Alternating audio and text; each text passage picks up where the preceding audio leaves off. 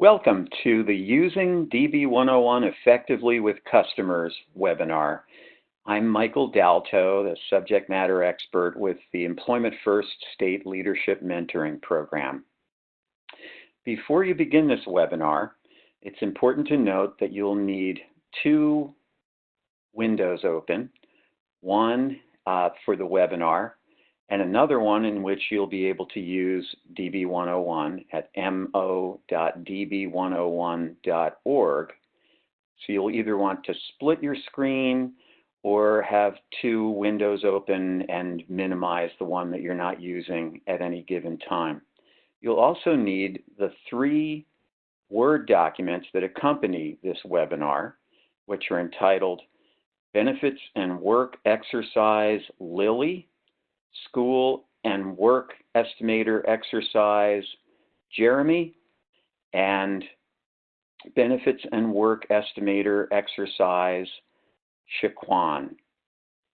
You'll either want to print those out or have them available in a format that you can refer to during the webinar.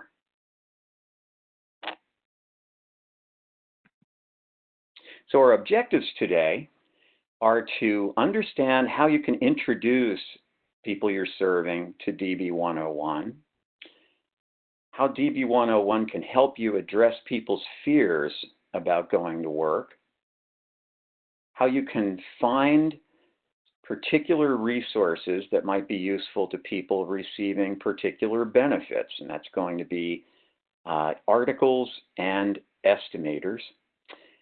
And then finally, we're going to get some experience completing estimator exercises. One will be a basic benefits and work estimator session. Next will be a school and work estimator session. And finally, a complex benefits and work estimator session. So how do you introduce people to DB 101? First step, of course, is to enable them to get access to it. They need to be online using a computer, smartphone, or tablet. If they don't have internet at home or at work or wherever they're going to use it, they may try the public library, a Missouri Job Center, or some other location. You want to give them a brief explanation of what DB 101 is. You can simply quote the one that's on the site, Disability Benefits 101, or DB 101 gives you tools and information on health coverage, benefits, and employment. You can plan ahead and learn how work and benefits go together. There are 2 key features to DB 101 that will help you work with beneficiaries, the articles and the estimators. The articles look something like this. The one that you'll probably use with everybody who's working or contemplating work is called Getting Past the Myths, the Truth About Working. There are 8 articles altogether. In addition to Getting Past the Myths, you've got Building Your Assets and Wealth, Job Supports and Accommodations, Healthcare Coverage Options While Working, Work Incentives, Benefits for Young People, Getting a Higher Education, and Sudden Onset Disability. But some you'll use more often than others. The 3 articles you probably use the most are Getting Past the Myths, the one I just mentioned, that can help counter the myths and misconceptions and horror stories that people may have heard to encourage them to work or increase their earnings. Second is Work Incentives. This talks about the safety nets or work incentives available in the SSDI, SSI, Medicare, and Medicaid, also called Mo Health Net programs.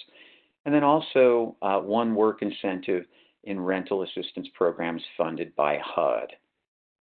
And finally, Benefits for Young People.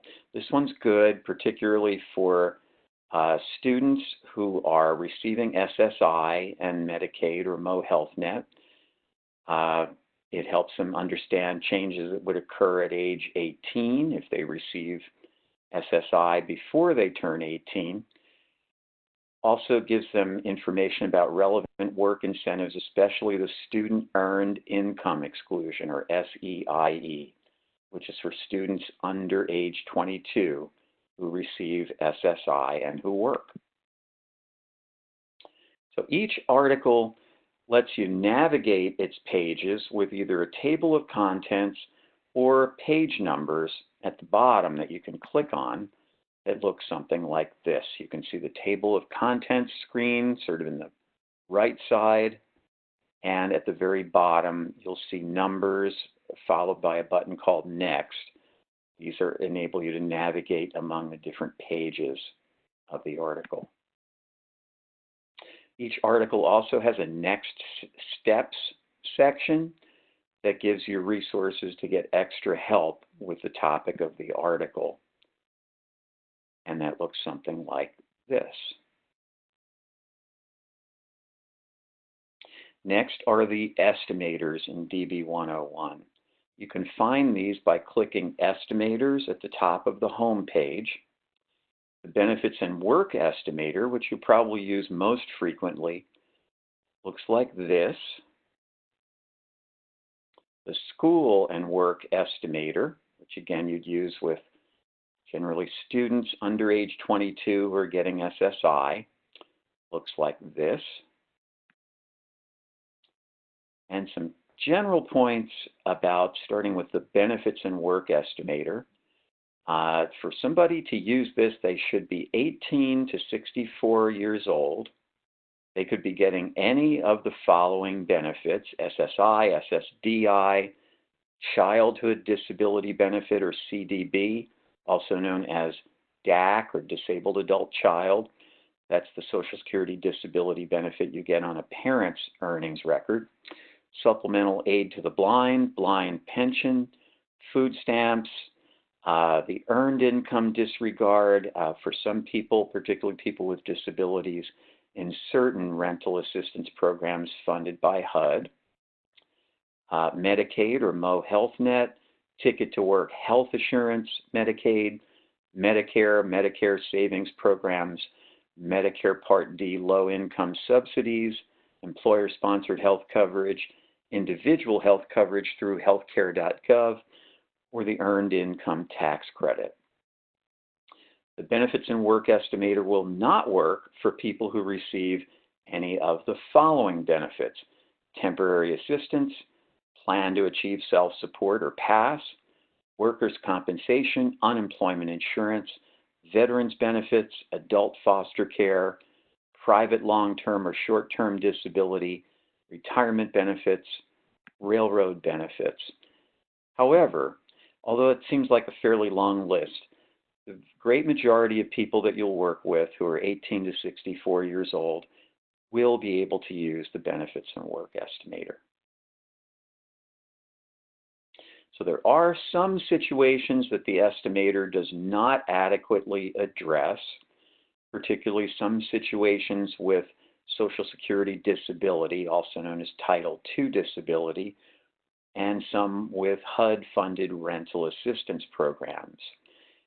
If you find that the estimator doesn't work for a person, you can refer them to the Ticket to Work helpline so they can connect with a Community Work Incentives Coordinator, or CWIC, at their local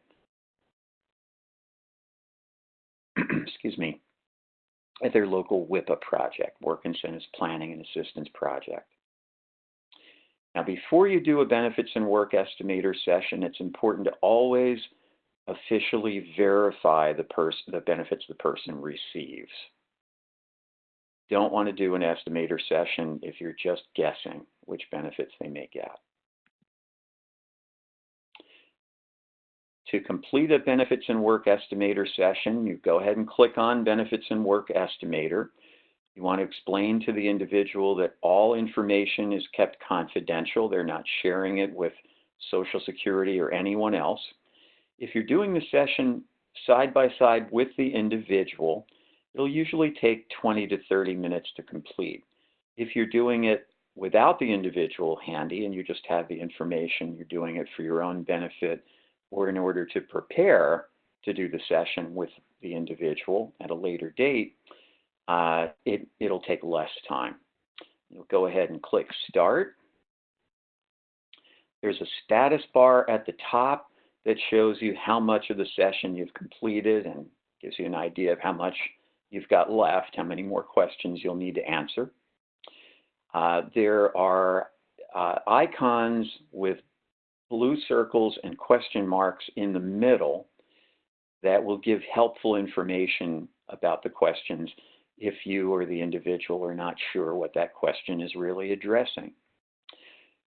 The only questions you have to answer are the ones with red asterisks on them, but it's important to answer every question to get the most accurate results.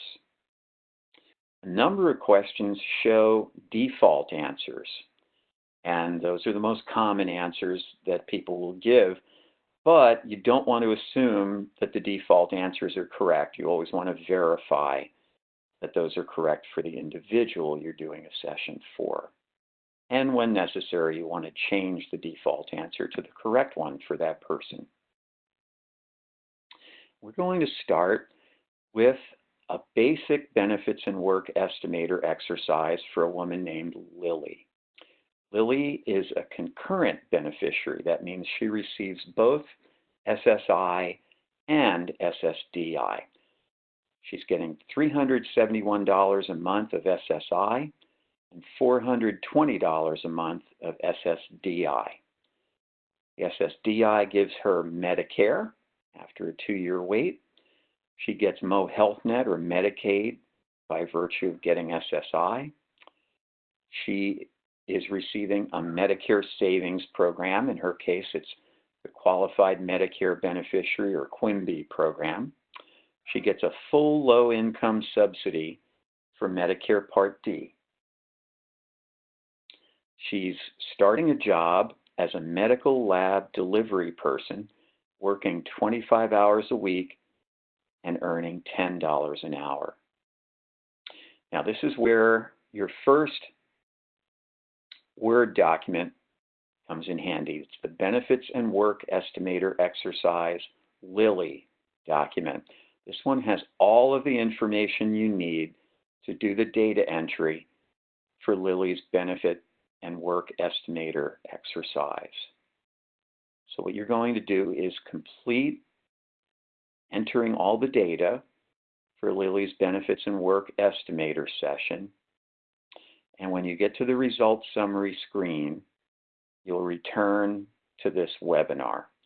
So please pause the webinar, go into your other screen with DB101, find the Benefits and Work Estimator, go ahead and use that Word document to enter all the information for Lily.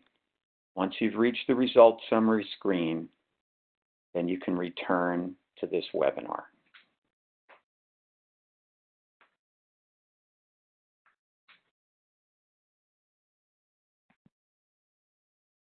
Okay, welcome back. So now that you've reached the results summary screen, you always want to review this screen with the individual. It's got very important, very basic information. And you'll see that this results summary screen has a big headline that tells Lily that she's going to be better off financially with this work option than she is not working. It also shows a graph which indicates her monthly cash available. Near the bottom of the graph, there's a blue or purple horizontal line that shows what her cash available is not working. And then there's a green horizontal line further up that shows how much more monthly cash available she'll have working in this job than not working. And as you can see, it's more than $600 a month more. Further down on the results screen is a snapshot that provides similar information to the graph, except it's giving the numbers. And on the left, there's helpful information about work incentives Lily might be able to use and other information. At the bottom of the snapshot screen, it shows her health coverage options. which ones she has now and which ones she would have in this particular job, both in 6 months and in 2 years.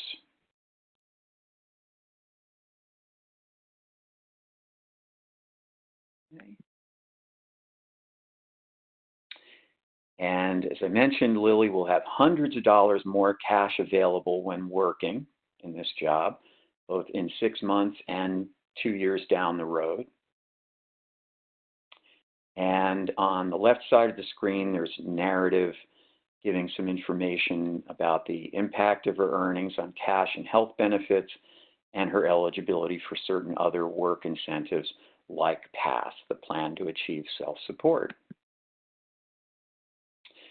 Now, with your results summary and snapshot screen, you're going to want to go through the following multiple choice questions and answer each one for Lily. So you can pause after I've read the question, go ahead and enter your answer, and then unpause the webinar, and we'll see if you got the correct one. So first, about how much more cash available will Lily have each month with this job than she does when she's not working? Please pause now. Okay, and moving on to the answer, the correct answer is $630 per month. Move on to the next question. Number 2, what will happen to Lily's SSDI and SSI with the job? Please pause so you can provide your answer. And now the correct answer is B, SSDI will continue, SSI will go down to 0. Question 3, will Lily's health coverage options change with the new job? Yes or no? Pause, provide your answer. And the correct answer is no.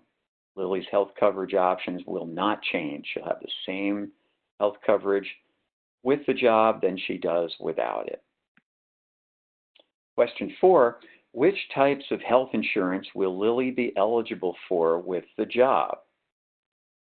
Please pause, select your answer.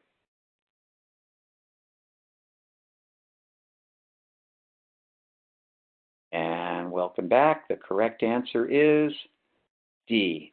She'll have Medicare, Medicare Savings Program, Medicare Part D subsidy, Mo Health Net non-spend down. She's currently receiving all 4 of those types of health insurance, and they'll all continue. Question 5, which work incentives might Lily be eligible for? You'll find these on the left-hand side of the results screen in that narrative section. Please pause to provide your answer. And now the correct answer is A, the Earned Income Tax Credit, 1619B, and the Plan to Achieve Self-Support, or PASS. Now, if Lily has questions about details, she wants more information about what the numbers look like for her earnings scenario, there is a tab labeled Monthly Income / Expenses. If you click on that, it's going to provide a lot more information than the basic results summary screen does. It gives more information about her income, sources, and expenses by month. Now, Lily's monthly income / expense page shows that she'll keep all her health coverage with the job, all 4 types that she's receiving, as we discussed earlier. But it's important to note that for some people, earnings can cause their income to increase high enough that the Medicare savings program they receive will stop, or they may switch from one type of Medicare savings program to another Medicare savings program with a higher income limit. And it's possible their Medicare Part D low-income subsidy may stop. So the monthly income/expense page will give details about when a health program might stop, or a person might switch from one Medicare savings program to another. And it'll give more details about the impact of the change in their medical benefits on their bottom line financially. Now, the results summary page talks about the earned income tax credit. This is known as a refundable tax credit. That means if a person's eligible for it, they could potentially get more of a refund than all the taxes taken out of their pay. Now, the earned income tax credit is paid in a lump sum. After a person files their taxes, they get a refund in a lump sum. But the default for the results summary is to show the earned income tax credit refund as an average spread over the 12 months of the year. But at the bottom of the results summary page, you have the option to either show the refundable tax credit, the earned income tax credit, as a monthly average, which is the default, or to click on lump sum, and it'll show as a big spike 1 month a year when the person would be receiving that refund in a lump sum. The results summary page for Lily also mentions that she might use a plan to achieve self-support or PASS, and of course in the real world she might have wage increases. So her estimator session would need to be updated if she gets a raise. There are more details shown on other tabs above the results summary page. There's a timeline, the monthly income expense tab, of course, we've discussed, more information about health benefits, tips, and next steps. The most helpful one of these tabs to use is generally the monthly income/expense tab. However, you don't have to use all of these tabs, not even the monthly income expense tab, with every individual. Some people will want to see the additional details, will need to, will insist on it, but other people might be overwhelmed by this level of detail. You want to tailor your session to the individual.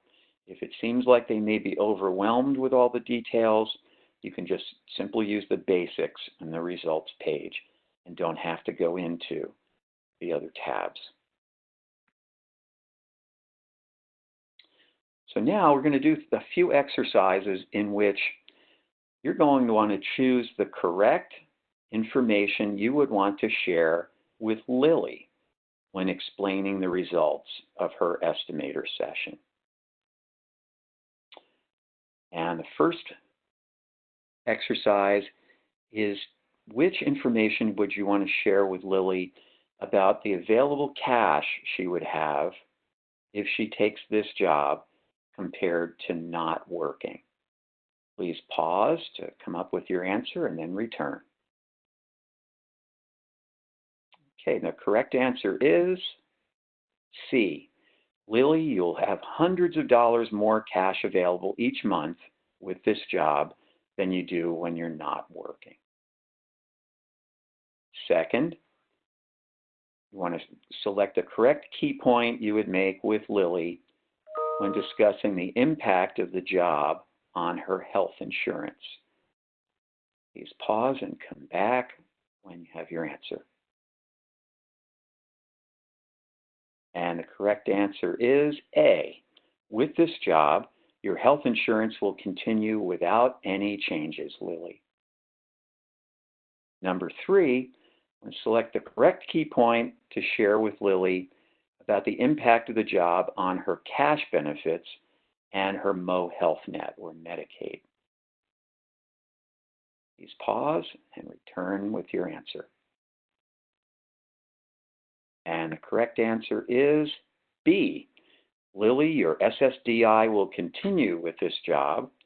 Your SSI will be reduced to 0, but you'll qualify for a safety net called 1619B. With 1619B, you stay eligible for SSI even when your earnings are high enough to reduce your SSI to 0. That means you keep your free Mo Health Net or Medicaid, and if your earnings later stop or drop low enough, you can get your SSI payments back without having to reapply. Number 4, I'm going to select the correct key point to discuss with Lily about work incentives she can use if she takes the job. And you'll find these on the left-hand side of the results screen in the narrative section. Please pause.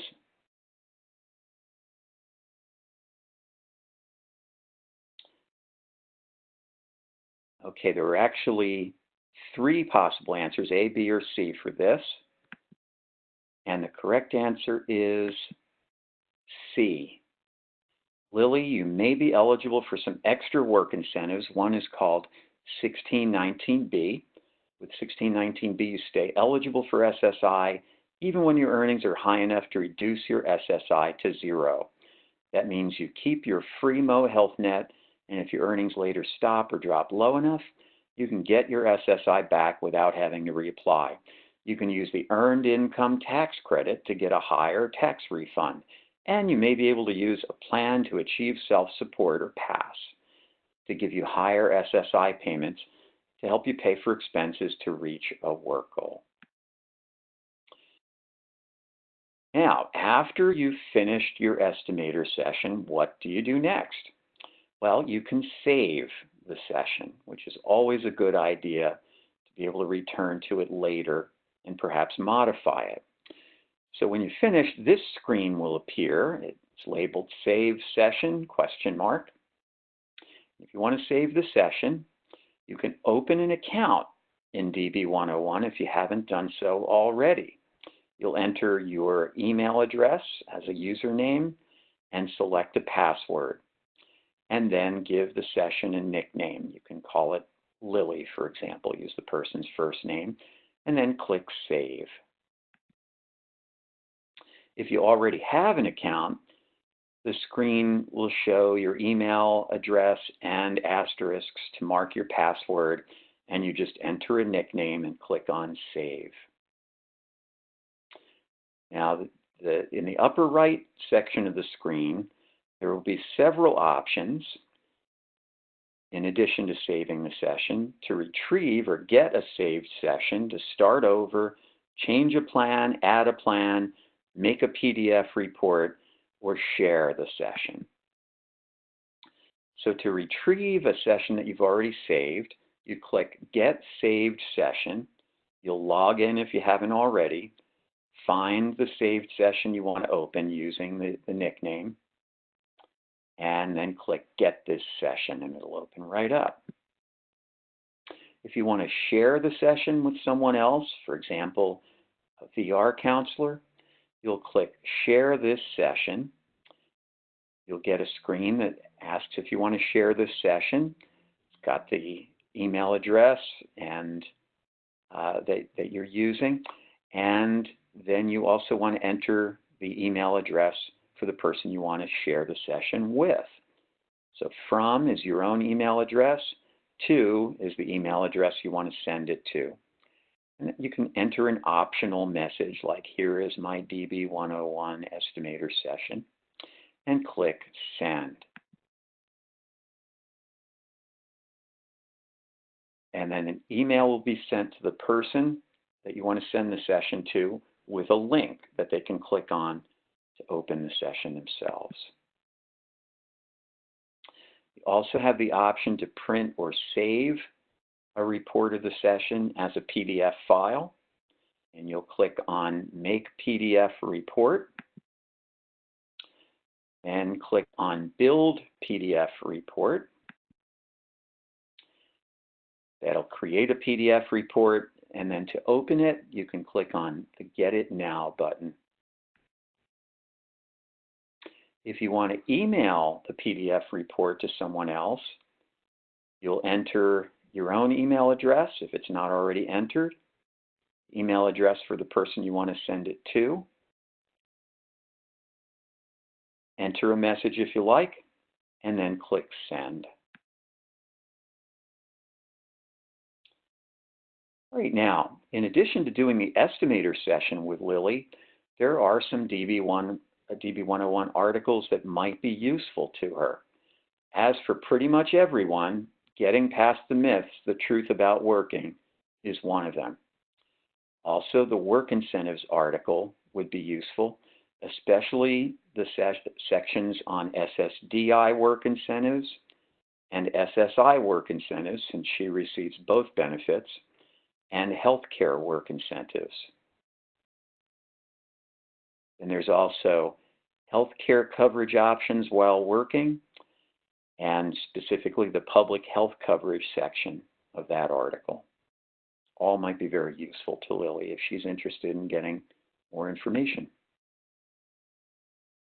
Next, we'll move on to a school and work estimator session. A few key points about the school and work estimator. This one is for students under age 22 who receive SSI. It's a whole lot more basic than the benefits and work estimator. Doesn't ask as many questions, doesn't provide as much information in the results. Now, instead of using the school and work estimator, there are certain people you'd want to use the benefits and work estimator for as an alternative. And that would be people who are not students, regardless of age, and people who get SSDI, either rather than SSI or in addition to SSI.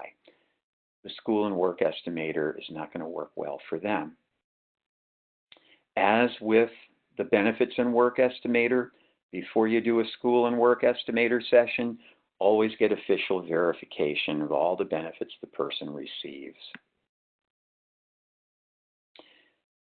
In the Estimator tab on DB101, you want to click on School and Work Estimator.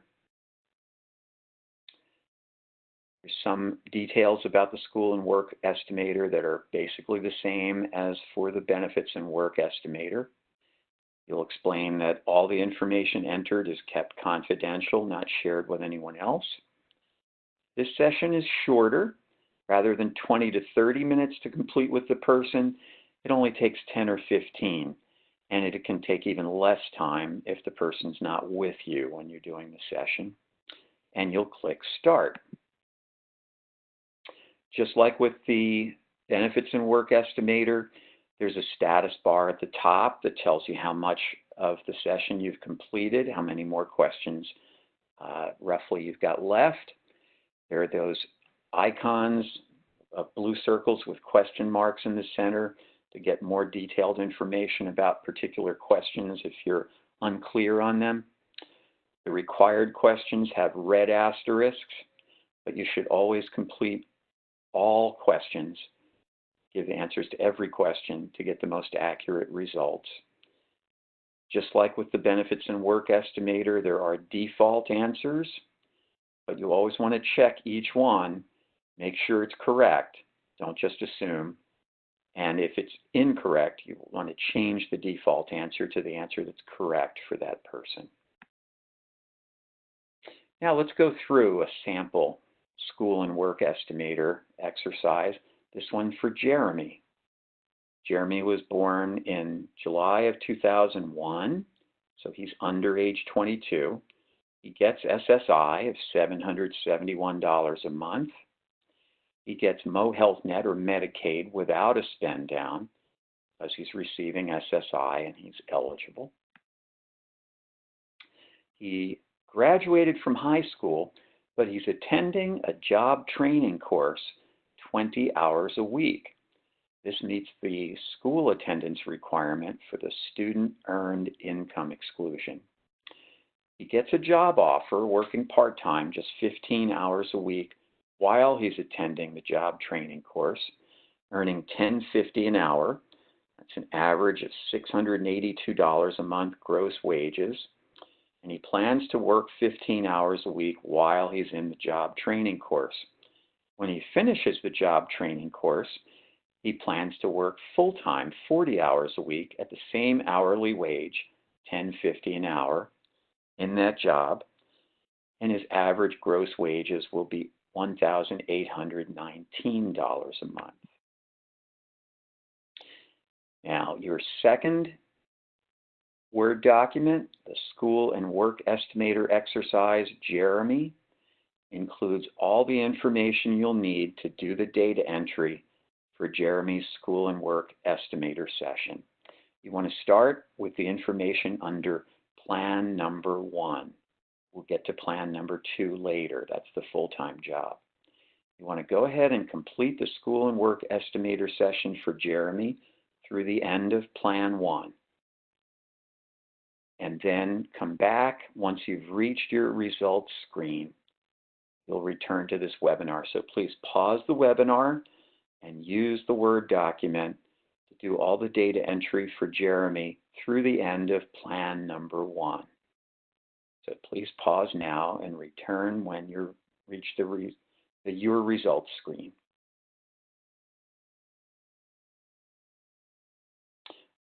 Okay, so your results should look something like this screen. There's a basic comparison using a bar graph of Jeremy's total monthly income today and with his work plan. Now note, this is total monthly income. This is not available monthly income. If you wanted to find out more details, Jeremy wanted to see how much cash available he'd have after taxes, for example, you'd want to go to the more robust Benefits and Work Estimator session. You can do a Benefits and Work Estimator session with Jeremy if he wants more detail. The results screen will also show Jeremy's health coverage options, not working and working in the first job part-time. And it does provide some of the numbers showing his income today without work and his income working part-time while he's in the job training course. So using your results screen, you're going to answer some questions about Jeremy. Once again, they're multiple choice, and you should pause after I've read each question to come up with your answer and then return to the webinar. First one, about how much more monthly total income will Jeremy have with this job than he does when he's not working? Please pause for your answer. And the correct answer is D, about $685 a month more total income working than not working. Question 2, what will happen to Jeremy's SSI with this part-time job? Please pause to come up with your answer. And the correct answer is C. Jeremy's SSI will continue and will not be reduced thanks to the student earned income exclusion. Question 3, will Jeremy's health coverage options change with the new job? Please pause and return with your answer. And the correct answer is no. Jeremy will have the same Medicaid or Mo Health Net without a spend down, working part-time, and he does not working. Question 4, which type or types of health insurance will Jeremy be eligible for with the job? Please pause. And the correct answer is A, Mo Health Net or Medicaid non-spend down. Question 5, will anything change if Jeremy earns more than $7,550 during 2019? Please pause. And the correct answer is B. Yes, if Jeremy earns more than $7,550 during the 2019 year, he will use up the Student Earned Income Exclusion annual cap, and his SSI will be reduced, but not dollar for dollar. He'll come out ahead financially. So now we're going to move on to Jeremy's full-time job. After he finishes the job training course, he plans to start the job working 40 hours a week at the same $10.50 an hour rate. So now we can add this plan to Jeremy's school and work estimator session. So you want to go ahead and open his session again, and in the upper right corner of the screen, you'll click on Add Plan. And all the information you'll need to add the plan to Jeremy's session, the full-time work plan, is once again in the Word document called School and Work Estimator Exercise Jeremy, this time under Plan number 2. So you'll go ahead and add the plan for Jeremy, and when you reach your results screen again, you'll return to the webinar. So please pause, add the plan, and enter all the information under Plan number 2 for Jeremy. When you reach your results screen, come back to the webinar.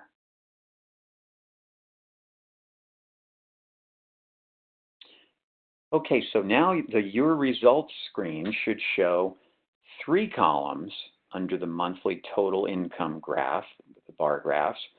Today, not working. Your plan, meaning working 15 hours a week while he's in the job training course. And third, your plan number 2. That would be working full-time after the job training course has ended. The results page also shows health coverage options, comparing Jeremy's health coverage in the 3 scenarios: not working, working part-time, and working full-time. And then a plan summary that gives the actual numbers for his total income in each scenario. So now, using the Your Results screen, you want to answer the following questions about Jeremy.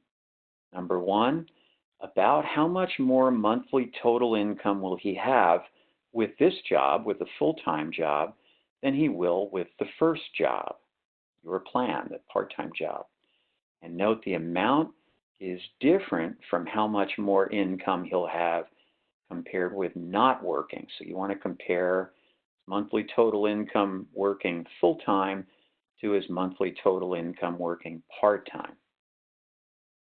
Please pause to come up with your answer, then return.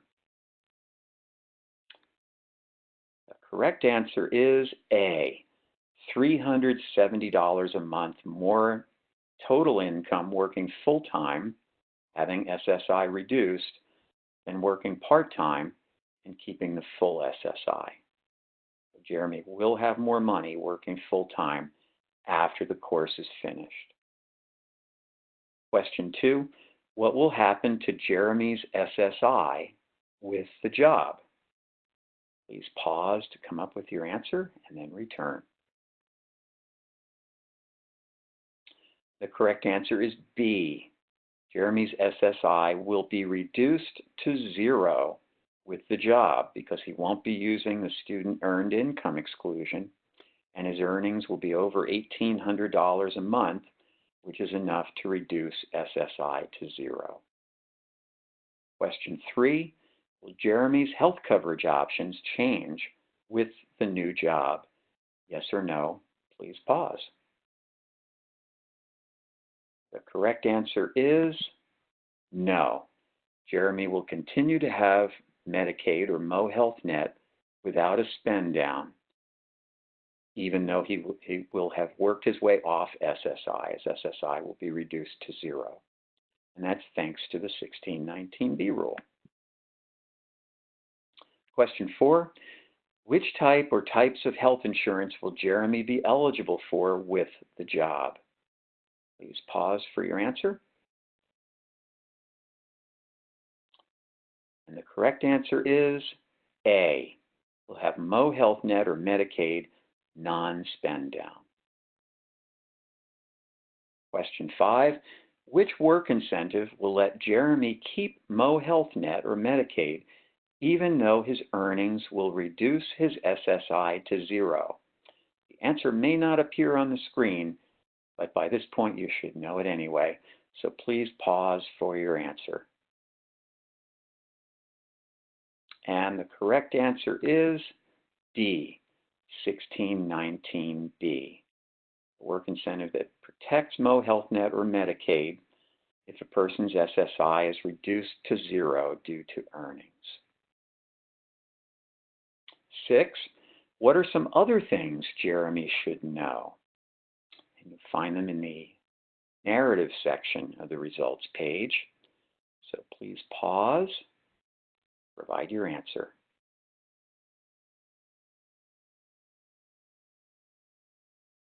And the correct answer is all of the above. Jeremy might have expenses that qualify as IRWs that could increase his SSI potentially above 0 when he's working full-time. If he went back to school or job training while he was working, he might qualify for the student earned income exclusion again.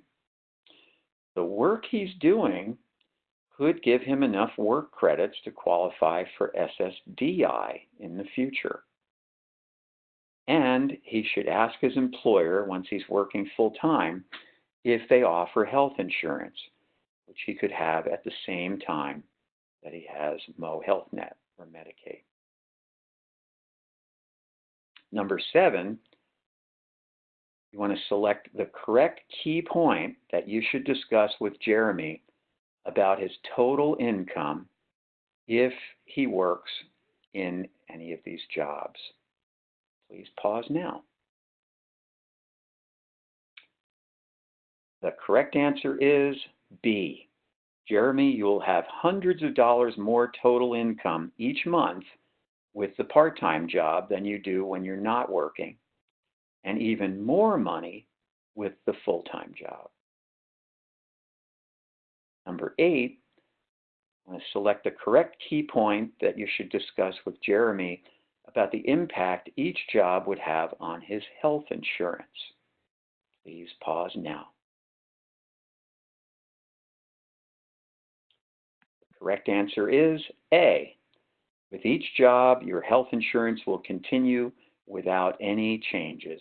Jeremy, he'll still have Mo Health Net without a spend down.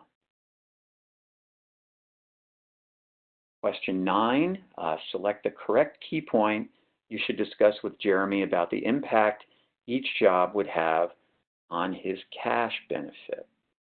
Please pause now.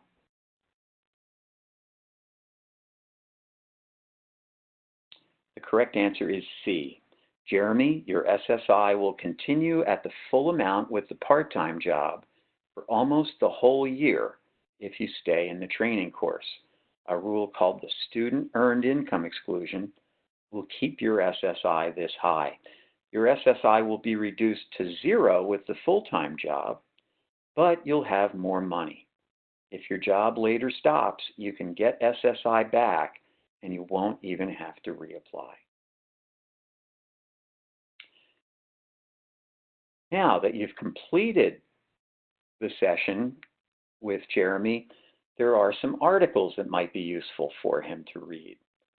Getting Past the Myth, The Truth About Working is a given. That's pretty much the article that anybody who's interested in articles, who's working or considering work, should read. There's also the Work Incentives article, particularly the sections on SSI work incentives and healthcare work incentives, and the Healthcare Coverage Options While Working article as a public health coverage section that would be relevant to Jeremy. Finally, we're going to do a complicated benefits and work estimator exercise for Shaquan. Her situation is rather complex. If you feel that this is beyond the scope of your work, you can stop at this point. However, if you might be advising people with more complex situations, or you just want to try this out, you're welcome to continue. So Shaquan starts out with $1,240 a month of SSDI. She's been getting SSDI for at least 2 years, so she's eligible for Medicare. She is receiving MoHealthNet or Medicaid by spending down to get it. She's spending down $335 a month to qualify for MoHealthNet. She's getting a Medicare savings program. It's known as SLIMB, or Specified Low-Income Medicare Beneficiary. She gets a full low-income subsidy for Medicare Part D. She has only $20 in her checking account and no other resources. She has used 8 of her trial work period months in 2017 and 2018, but has not worked since December of 2018. Shaquan starts a customer relations job. She's initially working only 6 hours a week and earning $11 an hour. That averages to about $286 a month average gross wages. Now, Shaquan can't use public transit due to her anxiety disorder. So instead, she gets free rides to and from work from her family. This is just temporary. Now, soon after she starts the job, her employer offers Shaquan more hours, a lot more hours. She'd be able to work 30 hours a week at the same $11 an hour wage. And her average gross wages would be $1,429 a month. Now, if she accepts the increased hours, she's not going to be able to get rides from her family anymore because she'll be working too many days a week. Instead, she'll pay for Uber to get to and from work, and she'll be paying about $260 a month. She's unable to drive due to her disability, and as we already discussed, she can't use public transit because of her anxiety disorder.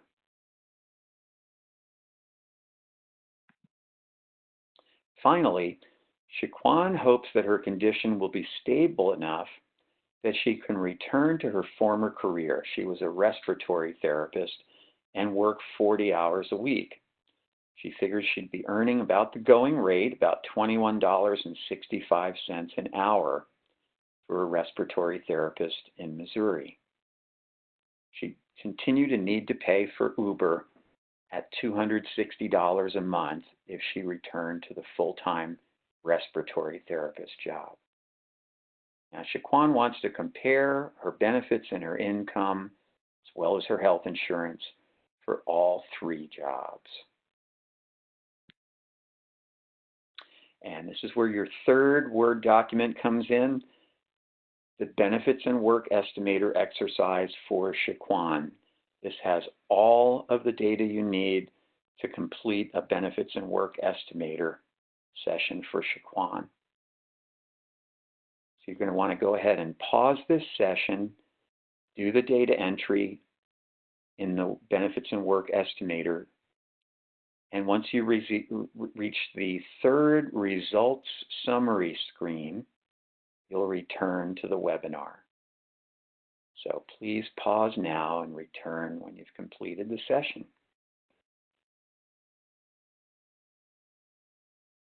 Okay, so after you've entered all 3 work plans, the result summary screen will look something like this. It will show in purple or blue a horizontal line at the bottom of the monthly cash available graph, and then 3 lines above. There's a gray line just above that. There's a dotted horizontal line above that, and there's a green line that starts out horizontal, takes a jump upward, and then becomes horizontal again at the top. You'll also see, of course, the headline, "Congratulations, in this plan you'll be better off."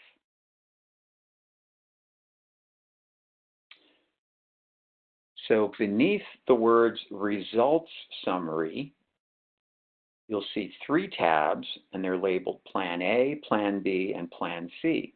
When you click on each tab, it will show you the details for one of the 3 jobs, Plan A, Plan B, or Plan C job.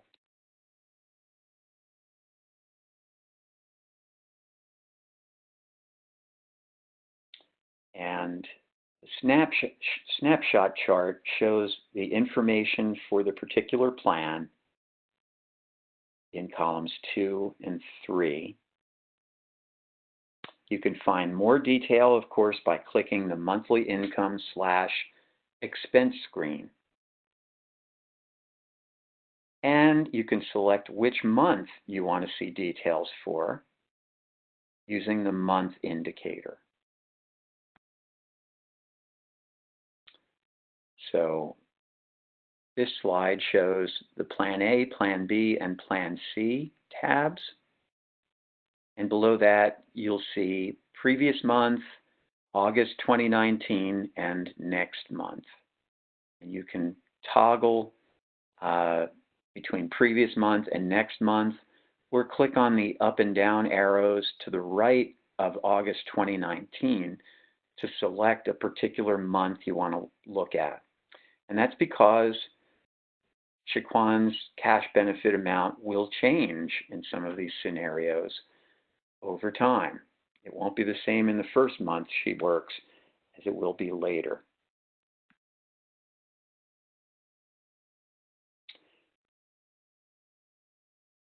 So you can also click the Timeline tab to show changes in benefits over time, such as when Shaquan's SSDI will stop due to her performing substantial gainful activity, or SGA, after her trial work period and grace period have ended.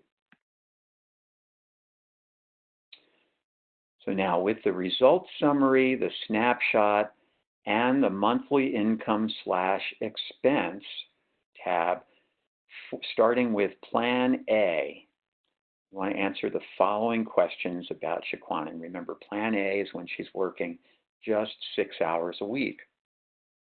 Question 1, will Shaquan have more or less monthly cash available with the Plan A job than when she's not working?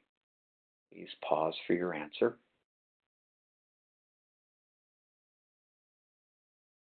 The correct answer is A. She'll have about $175 more cash available working the part-time job 6 hours per week than not working. Question 2, Shaquan earns $286 a month from work. Her income only increases by about $175 a month. Why doesn't her income increase by more than that? Please pause for your answer. And the correct answer is B, because her income will rise high enough that she'll have to start paying her Part B premium. That means she won't have as much extra income from work as you might have expected with earnings of $286 a month. Question 3, how will Shaquan's monthly cash available with the Plan B job compare with her monthly cash available with the Plan A job? So now you want to click on Plan B tab to come up with your answer. Please pause now. The correct answer is D. Shaquan will have about $865 more per month in cash available with the Plan B job working 30 hours a week than the Plan A job working 6 hours a week. Question 4, what will happen to Shaquan's SSDI with the Plan B job? Please pause for your answer.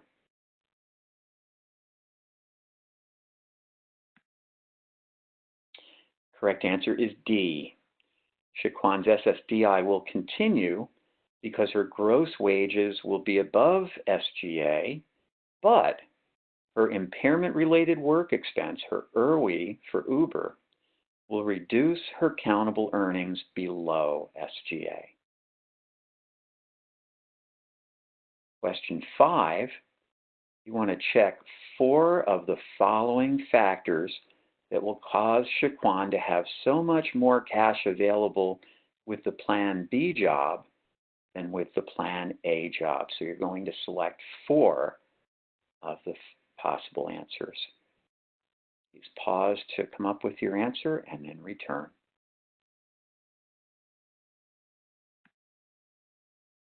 And the correct answers are B, she will earn over $1,100 more per month in gross wages with the Plan B job. D, she will no longer need to spend down to get Mo Health Net. F, she will be eligible for Mo Health Net through Ticket to Work health assurance with a limited premium, meaning she'll pay a limited premium to keep Medicaid or Mo Health Net with Ticket to Work health assurance than she's paying in a spend down when she's not working or working only 6 hours a week. And finally, I, although she will pay more in taxes with the higher earnings, she'll pay for a transportation IRWI. These expenses will be outweighed by her increased income and savings in other areas, particularly how much she spends for Mo Health Net or Medicaid. Now, number 6, we're going to move on to the Plan C job, working full-time as a respiratory therapist. And the question is, how will Shaquan's monthly cash available with the Plan C job compare with her monthly cash available with the Plan B job? Please pause to come up with your answer and return. The correct answer is A. With the Plan C job, she'll have about $400 per month lower cash available during the first 4 months of the Plan C job. But her cash available will be about $640 per month higher after that. Question 7, what will happen to Shaquan's SSDI with the Plan C job? Just pause, come up with your answer, and return. And the correct answer is C. Her SSDI will continue for 4 months during her 9th trial work month and her 3-month grace period. Her SSDI will stop the 5th month due to SGA. Question 8, during the first 4 months of the Plan C job, Shaquan will have much higher earnings than for the Plan B job and will keep her SSDI. So why will her monthly cash available during the first 4 months of the Plan C job actually be lower than for the Plan B job? Please pause now, come up with your answer, and return. The correct answer is D. Shaquan will pay for higher taxes with the much higher earnings, and she'll have a very high Mo Health Net spend down amount if she chooses to keep Mo Health Net. And that will actually make her net income or monthly cash available lower during those first 4 months than if she were working 30 hours a week at the lower hourly wage in the Plan B job. Question 9, in the 5th month of the Plan C job, Shaquan's SSDI will stop reducing her income by $1,240 a month. But her monthly cash available will actually increase by over $1,000 a month. Why is that? Please pause, come up with your answer, and return.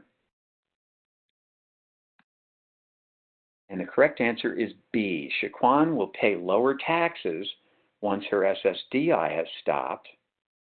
She won't pay for a Mo Health Net spend down, and she'll no longer be eligible once her SSDI has stopped and she's doing SGA.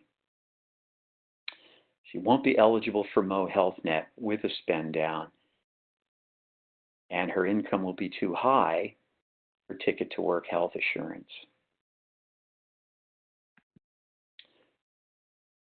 Okay, and finally we're going to go through some key points that you would want to discuss with Shaquan if you were explaining her options. First is select the correct key point to discuss about her available cash with each of the 3 jobs. Please pause to come up with your answer. The correct answer is A. Shaquan, you would have more cash available with the Plan A job, customer service 6 hours a week, than when you're not working. You would have much more cash available with the Plan B job, customer service 30 hours a week. With the Plan C job, the full-time respiratory therapist, your monthly cash available would be lower than with the Plan B job for the first 4 months if you choose to spend down to keep your Mo Health Net. But your monthly cash available would be much higher than with the Plan B job after the first 4 months. Question 11, you want to select the correct key point to discuss with Shaquan about her health insurance coverage with each job. And please pause to arrive at your answer. The correct answer is C. Shaquan, with the Plan A job, your current health insurance would continue, but you'd have to pay more for it. Spend down amount would be higher. With the Plan B job, your current health insurance would continue and you'd pay less for it because she'd be paying only the Ticket to Work health assurance premium rather than a spend down. With the Plan C job, you could keep your current health insurance for 4 months, but would have to pay much more for it. After 4 months, you could keep Medicare, but you would not be eligible for Mo Health Net. Question 12, I want to select the correct key point to discuss with Shaquan about her SSDI status with each job.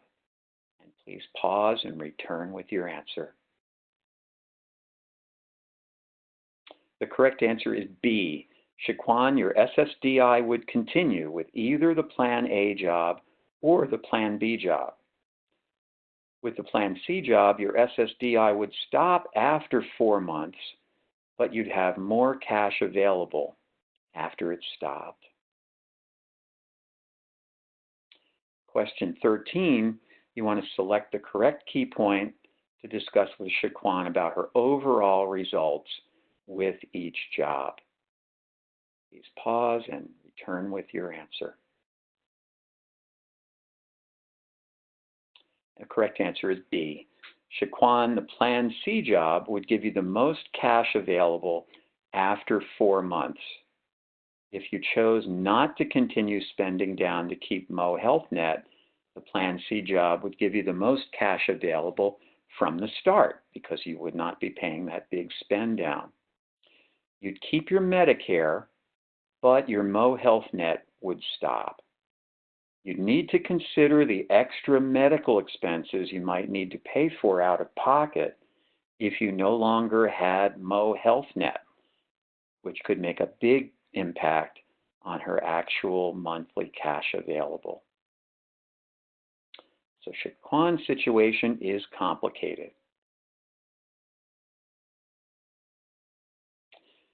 Finally, after you've completed that mammoth benefits and work estimator session with Shaquan, there are certainly some articles she might find useful.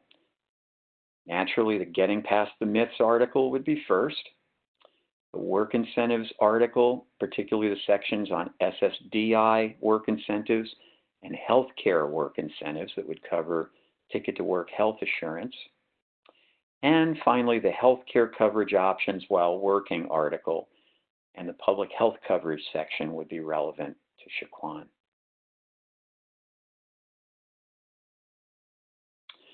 So a few final thoughts.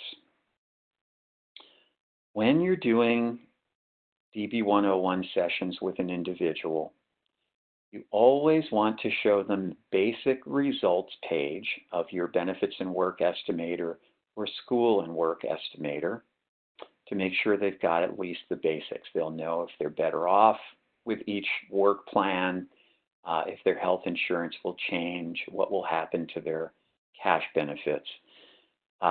But you want to balance the need to provide enough information against not overwhelming the person with information. So you don't have to go through every detail of the results and monthly income expense screen with every person, just enough to enable them to make an informed choice and not be overwhelmed. It's a good idea if you have the luxury of starting when a person's not yet started a job or they're contemplating increasing earnings. It's a good idea to show them using the estimators the different jobs and different earnings levels they might be contemplating so that they can choose a work goal. Sometimes that work goal might be start out part-time and then advance to full-time or a higher paying job later. Now, if the person is still concerned about how work may affect their cash and or medical benefits, or if they want to use specialized work incentives like impairment-related work expenses, subsidy, or a student earned income exclusion, you should always refer to or collaborate with a CWIC, a Community Work Incentives Coordinator, because actually implementing those work incentives may be beyond the scope of your training. Thank you very much for completing this webinar.